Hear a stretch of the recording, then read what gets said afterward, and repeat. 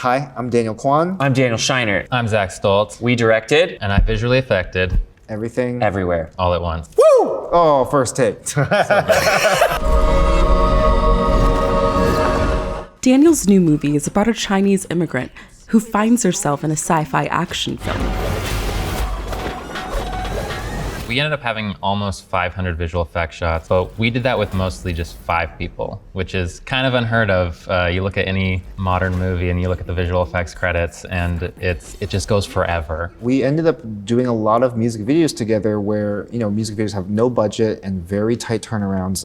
Our film is an independent film. It's fairly low budget for the ambition of the script, and this was the only way that we could pull it off. It was so creatively fulfilling for us because we love to be in there in the weeds as well, because that's just how we've always done things. Daniels used a combination of special effects and visual effects to achieve the look and feel of their new film. Special effects, their team is all about the practical effects, the on-set puppets. Visual effects is all in the computer. The movie had a lot of wire removal and a lot of simple, secret, hidden visual effects, and then a couple sequences that are just full-blown visual effects craziness. Across the multiverse, I've seen thousands of Evelyns.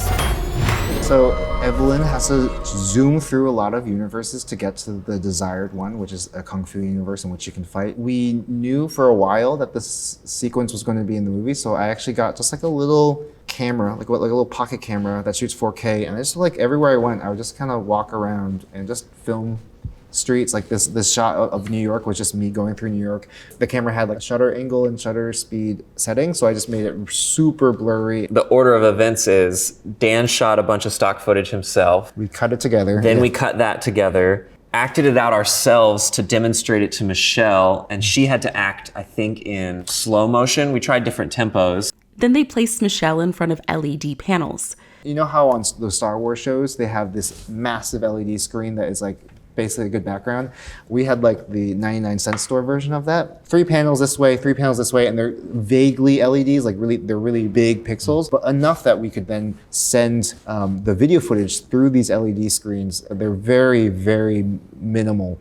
And Michelle could sit in the middle and pretend to be flying through it. So we had these plates all linked together, and then what we did in visual effects was take it and say, okay, well, let's add Evelyn to this now, and what does it look like when we're actually going by that fast? What are some of the additional elements that we're going to add? So we ended up toying around with a bunch of different streaks that we were doing, anime style motion lines that were just barely perceptible, adding some glass that would shatter when we went through, and just adding as many things to it that made it feel like there was this extra energy to it without distracting too much from what she was actually doing and being able to see her actually going through this stuff.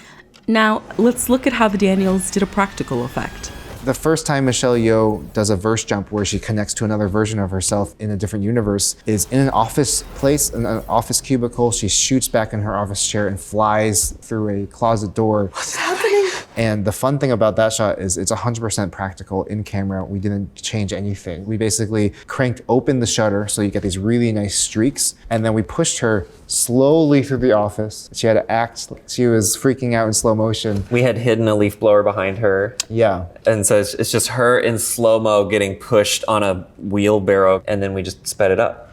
And she's actually in the space flying backwards, which was fun to introduce verse jumping with something so practical. And with the practical effects came a lot of puppets, some more interesting than others. So Jason Hamer and the Hamer Effects team built our raccoon and our hot dog hands. They functioned like this, but they were made with super realistic skin, and I think maybe had some hairs threaded in. Yeah. It was basically just a glove that the actresses could wear. Yeah, basically he molded our actress's hands and then he just stuck hot dogs where the fingers were, and that's it. There's something about things like that being 100% practical that just makes shooting it so fun and makes it so much easier because the actors know exactly what they're reacting to and they can play. We didn't have to have someone act opposite a tennis ball for the raccoon or act like they had weird fingers. They just had them, It's such a gift to ourselves and the whole crew. The core thing that we all realize as we're doing visual effects on the Daniels film is that it really does need to stay grounded in what is going on in the story. The visual effects should never overtake that. Like there are moments when we have big visual effects stuff going on. Like there's something so charming about Michel Gondry's work, which we love. And we were like, we don't want this to be a movie where there's waves of blue energy like coming off of everybody as they punch each other. Like this is decidedly not that genre. We wanted to celebrate the magic of just like editing, of a jump cut, of something popping and being something different. Yeah, it goes back to like, you know, one of the first sci-fi movies, A Trip to the Moon. That's what they did. Just mass cuts and then smoke. So simple. We're just doing that but with like cheating because we have After Effects. That's the only difference. It really is all about the story. 500 visual effects shots done with 5 guys in their bedrooms during the pandemic. And you watch the movie and they're not perfect and they're not going for realism, but they work and they're beautiful and I'm very proud of them because they have their own unique style. We need to be encouraging other independent filmmakers to understand this language because this is how all movies are going to be made now, is like there's always going to be some element of visual effects, even when you can't tell, because the technology has become so easy and effortless to use.